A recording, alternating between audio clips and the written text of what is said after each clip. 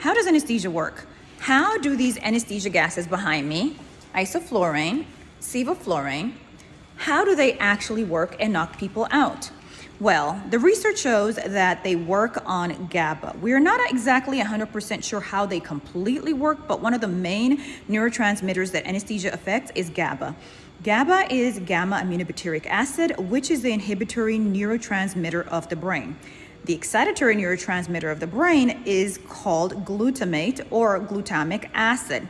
So what happens when we hit the receptors of gamma is basically the brain quiets down, goes to sleep, and you develop a state of unconsciousness.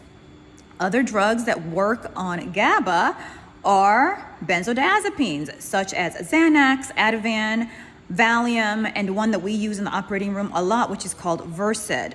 That is known to work, those drugs are known to work on GABA, and they make you feel a little drunk, like you've had a glass of wine or a margarita. And in fact, when we see our patients in pre-op and we're giving them some of that to calm their nerves down if they're anxious, is we tell them, we're about to hook you up with a nice margarita at 7 a.m. because we start early over here, right?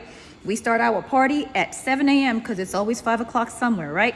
So those work on GABA for sure, and they work, like I said, they work on the same receptors that alcohol works on, and that's why patients feel a little drunk. But these are still, we're not 100% sure exactly how they completely work, but one of the main neurotransmitters is GABA.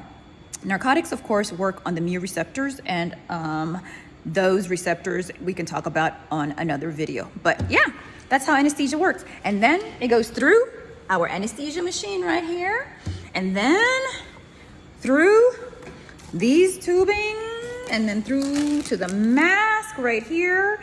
And then we put a breathing tube and switch off the mask with the breathing tube, and patients lose consciousness. Follow for more.